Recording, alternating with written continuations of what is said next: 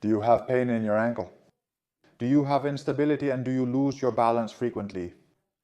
Today I want to share with you a short 15-minute routine that will help you improve pain, strength, and stability in your ankles. Whatever the origin of the problem, do you want to do it with me? To do it, you'll only need a chair and a resistance band. But don't worry if you don't have the resistance band, because I'll also show you alternatives so you can do the exercises without any problems. Let's move on to the exercises.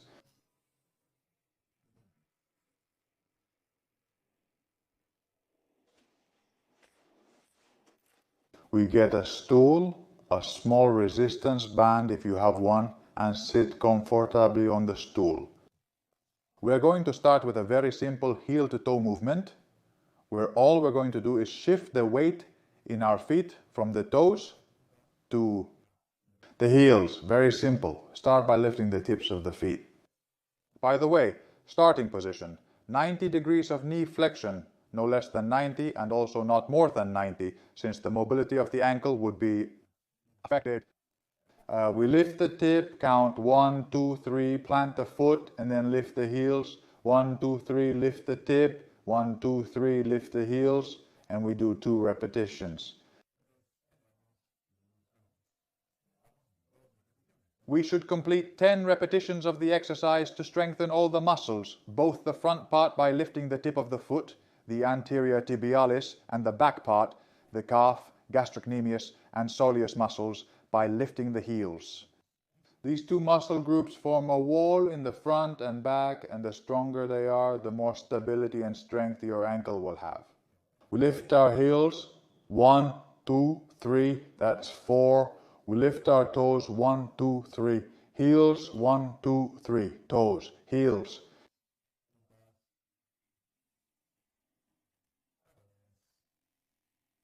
We have 3 toes left. Heels, toes, heels, and last repetition, toes, heels.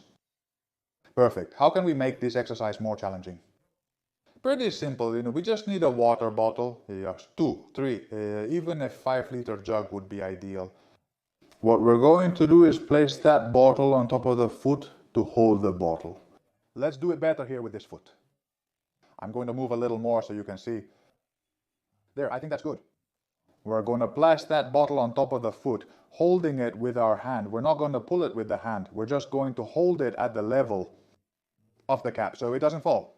With the bottle resting on the top of the foot, let's lift 1, 2, 3 and relax. This way, we add a little bit of weight to the exercise in a very simple way, making it much more challenging. 1, 2, 3, 4 and 5. This time what we do is continue up to 5 seconds to make the repetition more intense. We can repeat 10 times on one foot and then attack 10 times on the opposite foot. And the same with the calf area. The calf area is much stronger and needs a lot of load to be trained. But, well, we can also add a little bit of weight by placing that bottle at knee level and lifting the heel. If the first heel to-toe exercise is too easy, I recommend adding a set lifting the tip of the foot with the bottle and a set lifting the heel with the bottle. 5 seconds to get a good contraction. Very good. You have that alternative for those of you who are stronger, who have well-shaped muscles. Let's move on to the next exercise. In the next one, we focus more on the lateral muscles, the peroneal muscles, and also on the inner muscles, where there's practically nothing. We only have the posterior tibial. For this, a very simple exercise. We lift the outer part of the foot, 1, 2, 3, set it down, and then lift the inner part. 1, 2, 3, relax the outer part. 1, 2, 3, relax the inner part. 1, 2, 3. As you can see, the movement is isolated at the level of the heels, and the knees should move as little as possible. Because if I make this movement, the exercise won't happen at the ankle level, but rather at the hip level. So place your hands on your knees, even lean on them so they don't move much. A small movement is tolerated, but don't overdo it. We raise the outer part, 1, 2, 3, inner part, 1, 2, 3. As you can see, my knees move, but just a little bit. 2, 3, inner, 1, 2, 3. Let's do 5 more. I lift the outer part, 2, 3. I lift the inner part, 1, 2, 3. Outer part. We have 2 left inner parts remaining. Outer part. Inner part. Last repetition, outer and inner. Perfect. Yeah, we've reached the elastic band moment. We're going to use this wonderful elastic band to add some resistance and work these muscles more effectively. Alright, we have 2 options. We can place the elastic band on the floor folded in half. I place it on the floor with my right foot, pressing down on the elastic so it's firmly fixed with my right foot. We're going to bring it inside so that we start from a position of tension. We're going to pull a little from here so you don't have to spread your legs too much. This would be a good starting position. My foot is inside the band, the one we're going to work on. This foot is outside, and as you can see, the band has a certain amount of tension in this movement. What we'll do is lift the foot and pull outward. 1, 2, 3, 4, and 5. We return to the starting position and rest the foot. However, I don't like this new way that much, because many times the band slips off with this foot. We don't have enough strength. So my recommendation is that you tie that band to a piece of furniture, to the leg of a sofa, to the leg of a table or a shelf, whatever you want, but make sure it's heavy enough. I'm going to tie a knot here and use my kettlebell, which weighs 20 kilos, as an anchor point to help me do the exercise without any problem. As you can see, this is easier because I place my weight where I want and then I put my foot in. With this exercise, what we're going to do is strengthen the peroneal muscles, which are especially important for ankle stability. As a tip, it's important to start with the band under some tension, because if there's no tension here, there's really no muscle work. I move that foot out as much as I can. The farther apart it is, the more muscle work we'll have. And from here, I lift my heel. I lift the tip of my foot outward. 1, 2, 3, 4, and 5. I relax and return to the starting position. As you can see, my knee stays still. I lift and move outward. 1, 2, 3, 4, and 5, and I relax. At no point do I do this with my knee, because then we'd be working on hip rotation, which is not interesting at all. Let's do 5 more repetitions. I lift the tip of my foot and outwards. 1, 2, 3, 4, and 5. I relax. Ensure the elastic covers the last toes as well, so that it doesn't go too far back, because the further back it is, the less leverage you have and the less effective the exercise will be. 2, 3, 4, 5. Relax. Let's go again. 1, 2, 3, 4, 5. Relax. We have 2 left. I think 1, 2, 3, 4, 5. Last repetition. 1, 2, 3, 4, and 5. 10 repetitions in a single set to work all those muscles. Lateral, deltoid, and fibular muscles that we use nowadays to provide great stability, since many of the tendons pass right behind the malleolus and are the ones that provide stability in the lateral movements of the ankle. Very well. We have worked on the outer wall. Now we are going to work on the inner wall, which is mainly made up of the posterior tibial. To avoid going too far off the plane, I'm going to do it with the opposite foot. I move my kettlebell aside.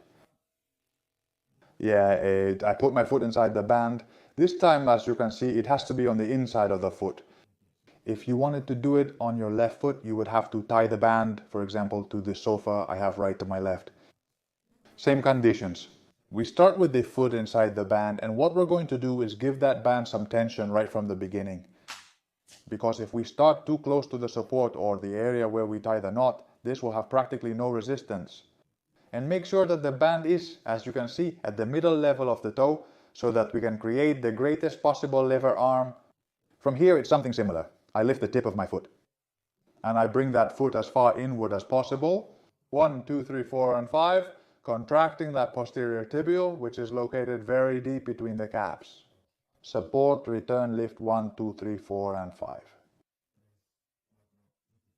Relax. And again, it will provide a lot of stability to the ankle, although it's less important than the peroneal muscles we just worked on in the left leg. Relax. 1, 2, 3, 4, 5, 10 repetitions. We've done 5.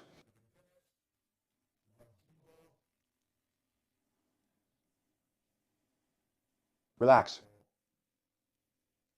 1, 2, 3, 4, 5, 7.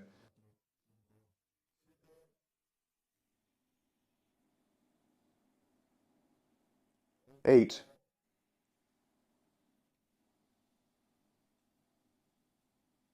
9.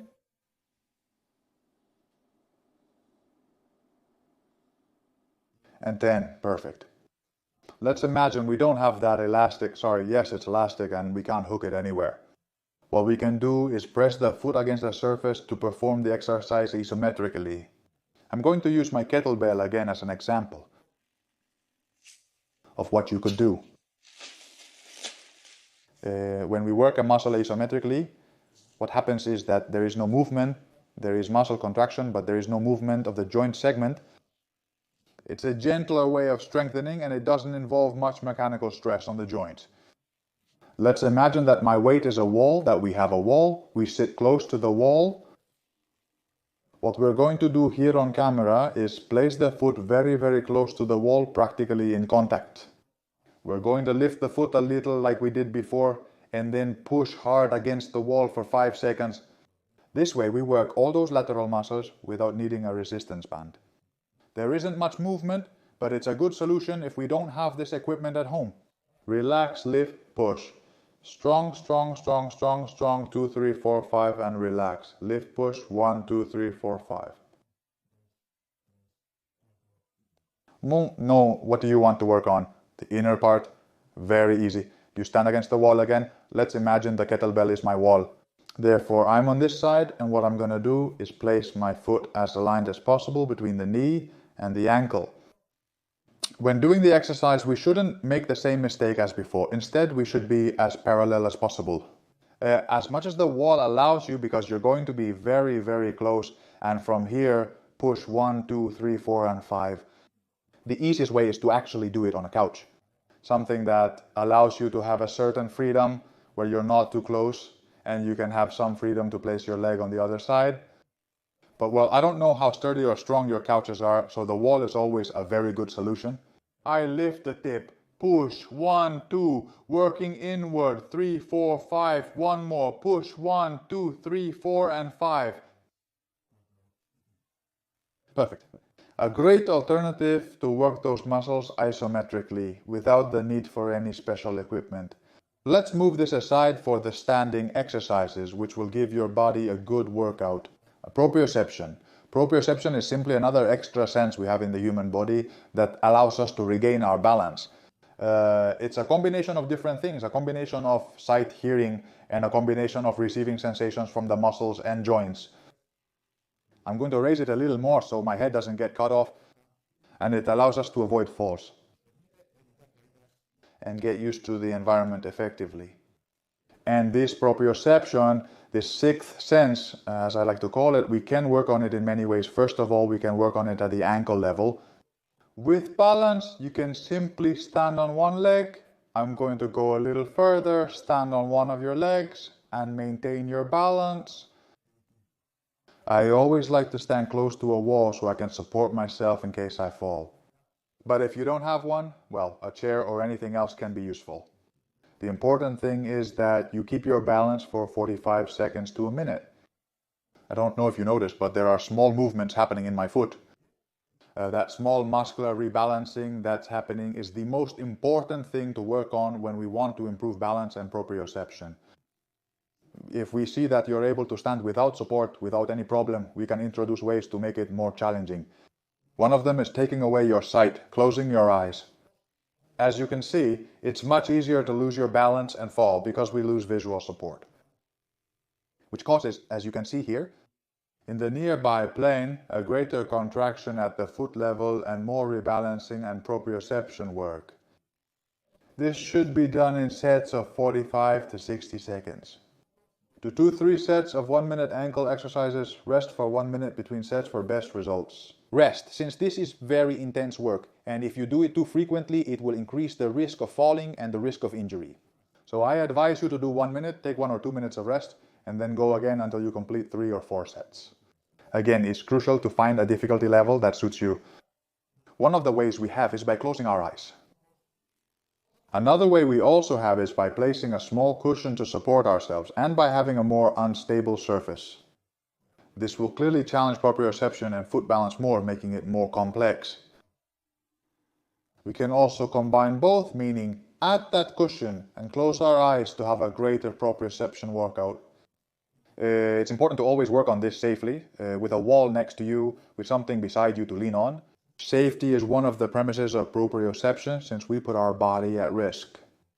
We also have another way to make these exercises more challenging, and that's by bending the knee. The more the knee is bent, the greater the demand for proprioception we'll have at the foot level, and the harder it will be to maintain balance. This is only suitable for the more daring, those of you who are in better physical condition, because it's quite challenging. And we can also combine all of this. We can use the cushion, get on top of that cushion, position ourselves with the knee bent and close our eyes. What would be the maximum limit and the most difficult when working? The exception itself. Always 3-4 sets of 1 minute, leaving at least 2 minutes of rest in 3 sets. And always with great safety, because obviously we have a high risk of falling. One last alternative. Do you remember at the beginning when we talked about those heel to toe exercises where we did this movement with the knee at 90 degrees? To work the calf, which are very powerful muscles and probably don't get much work in this exercise. We can also stand up, lean against the wall and do heel raises to work the calf muscles. First use both legs, but it will be easy because the calves are very strong. And finally, on one leg, doing sets of 10 very slow and controlled repetitions to work on that calf strength. If you have good physical condition, very good. After the exercises, it's time to do a small massage maneuver. Very pleasant. Very useful, which will help you relieve the symptoms and pain that may appear either before or after the exercises. Give me a moment to get into position. Here I have my cream. I feel alone on the stool. Let's look at a small massage technique at the level of the malleolus. The malleolus is easy to find, easy to locate, since it's on the outer side, as you can see, of the ankle with a big bump. And this malleolus is part of the fibula, which is a bone that goes up to the knee and along which run those peroneal muscles we've already worked on. In front there are some important ligaments, which are basically the ones that get affected when we have a sprain of the ankle. All these exercises we've seen will help you improve that stability and relieve the symptoms of an ankle sprain. But especially this last technique of massage, very simple, is the one that will benefit you the most. Put a little bit of cream on your hand, spread it with your thumb, and all we're going to do is go around that malleolus from the front, circling to the back and then go up. Very simple. I use my fingers, place them in front, go around under that malleolus and move upward. It's like you want to circle around the malleolus. I'm going to do it with just one finger so you can see it better. I place my finger in front, it goes underneath, circles around and goes up like a hook from behind. Let's do it again. Front part, I go down, I circle the malleolus with my index finger and go up from behind. You can do the technique with all your fingers and complete it for 45 to 60 seconds. A very good technique that will allow you to drain all that inflammatory fluid from the ankle and improve the symptoms. Whether you have a recent ankle sprain or you've worked on all these exercises, which will surely challenge your ankle's balance and strength. Very well, friends. This has been the last technique in this short routine to improve that foot pain, that ankle pain. Let's go back to the screen and I'll answer any questions you have about the exercises or about your ankle and foot conditions.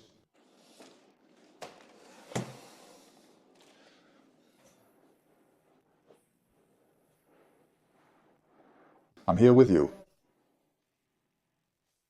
Give me a moment. Let me put the comments up.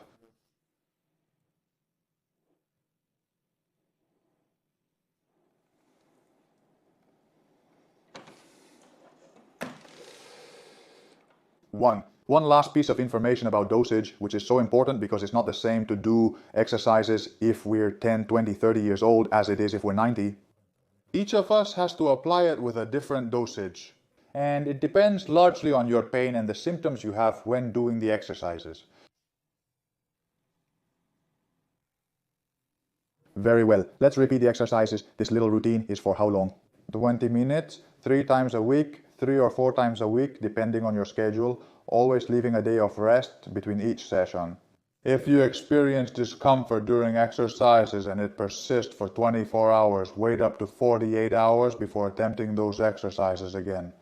Let's remember that pain doesn't always have to be interpreted as something bad. It's a way your body lets you know that you're exceeding its mechanical limits. And as long as it's a mild light pain, it should even be considered something good. Something that's pushing those structures and making them become stronger. After all, it's the secret of evolution and the secret of supercompensation. Thanks to that, we become stronger, more resilient, more agile, and smarter. Repeating an effort that doesn't really require effort, repeating an activity that doesn't really require effort, that's what I wanted to tell you. If an exercise causes significant pain, it should be eliminated and avoided entirely.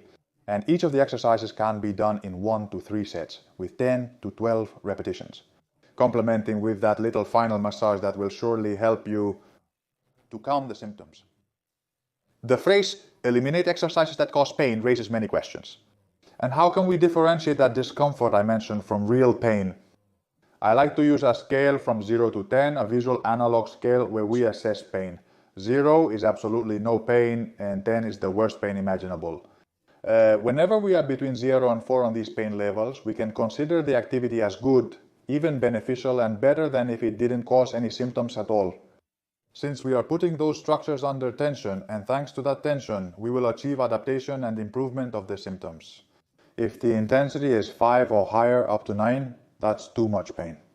In those cases, I advise you to remove that exercise and replace it with another one, or reduce the sets until you manage to keep the pain from being so high. You have to understand that exercise is about consistency over time, okay? Not about intensity or repetitions. It's like sunbathing. If we go to the beach and sunbathe for 9 hours on the first day, it's like doing 9 hours of exercise. In one day, it's not going to help you at all. On the contrary, your foot will hurt more, you'll feel more discomfort, you'll have more difficulty walking. So really, exercise is like sunbathing. It's not good to do 9 hours in one day, but it's good to do 1 hour for 9 days, okay? Is it really that consistency and spreading it out over time that's going to give you good results? In the end, the only difference between medicine and poison is just the dose. A great quote from Albert Hoffman, which I like to end with. Thank you all very much for making it to the end of the video. I hope you tried some of the exercises I demonstrated, or that you'll save this video to do them at home later. You can also share it with anyone who needs it or who has a slightly weak and painful foot. You already know that you can support the channel through the first link that appears in the video description. Through memberships, where for a small amount you can support my work, my effort to make physical therapy accessible to everyone. We'll spend 10 minutes answering questions. So let me check the comments.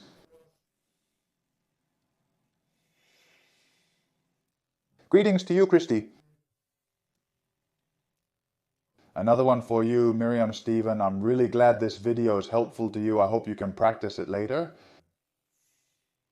We have a comment here from Cavern that his ankle hurts when running, biking, and even at rest. He also gives his contact information, right? Do I know what it could be? Well, in general, that kind of pain around the malleolus is usually caused by ankle instability. When you do activities like running, biking, or walking of demanding activity, the ligaments and muscles will be unable to stabilize the ankle sufficiently, and there will come a time when the body will complain in the form of pain. When you experience pain while resting after an activity that didn't hurt during the activity itself, it's likely post-inflammatory pain, because the area is warm, and we know that heat increases the pain threshold. Once you're cold and at rest for a few days, that discomfort appears.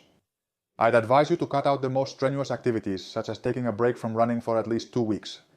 Introduce these strengthening exercises, particularly the heel raise, as it will be highly beneficial. Exercises with resistance bands. What if you don't have one? Exercises against a piece of furniture to improve the stabilization strength of your ankle. After improving this, gradually return to your sport, taking it step by step like climbing a staircase. On the first day, do an activity that's about 25% of what you used to do. On the second day, do 35, then 45, and so on. And after 10 days, after 10 training sessions, your ankle will surely be much better. We have to integrate that concept of progression when we return to sports, because if not, I'm sure you're going to strain your ankle. Again and again there will be problems, and again there will be pain. So strengthening when you have less pain, starting from a resting phase, and then progressively returning to sports. Emmanuel, I'm delighted these exercises have benefited you. Greetings to you. Greetings to Pera, also from Mexico. Greetings to my dear mother, who is always present during the live streams. Greetings, Mom. Shall we check for another question? Greetings to Pau. Thanks for your comment. Any help is good and always welcome. Above all, sharing these videos with your friends and family is what gives the content the most reach. So if you want to do something for the channel, you can share it on WhatsApp with people who might need it. Another little question from Patty. My left ankle hurts on the outside. Could it be because I put too much weight on that side when I walk? Generally, as I already explained with the previous comment, that kind of spontaneous pain, a pain that has nothing to do with activity, can appear even if you're not running or doing anything particularly complicated. It's usually due to significant weakness in the muscles of the foot. Retraining these muscles through exercises like the one I showed you is a good solution. And it will probably make those muscles stronger and help that ankle improve and improve its reaction actually when you walk.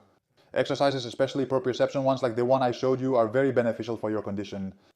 So Patti, I hope you can follow this routine, do it at home, and get amazing results. Francisco. Heel pain is more likely to be a fasciitis. Generally, this type of pain has a completely different treatment. I suggest consulting a doctor and getting a magnetic resonance imaging. If not feasible, consider an X-ray and ultrasound to diagnose the heel issue. Lateral plantar fasciitis, an inflammation of the fascia insertion in the foot, can be found at a primary level. And at a second level, it becomes a heel spur. There is so much tension and inflammation at the insertion site that the body is not able to heal it and transforms that region into bone. This is called a heel spur, a bony outgrowth that protrudes outward like a needle and is located within that fascia. And it's a second phase within the pathology which is treated in a completely different way.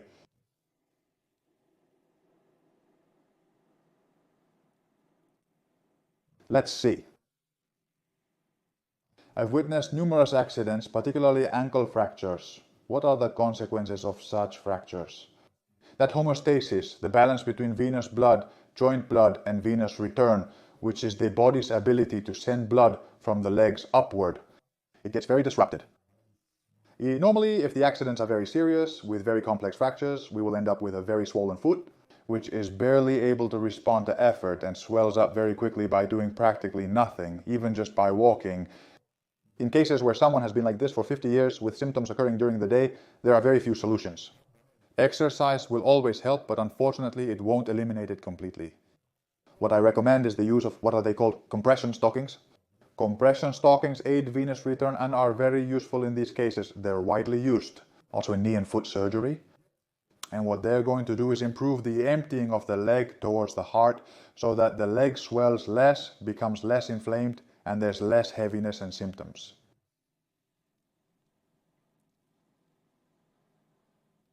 Thank you, Antonio, for your comment. Greetings to you and your family.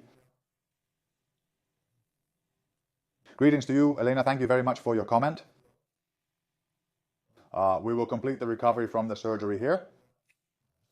I try to focus only on the standing questions. If you have any other questions, ask me. Now, if not, we are going to end the live stream, 30 minutes, which will be immediately uploaded to the channel after the broadcast ends.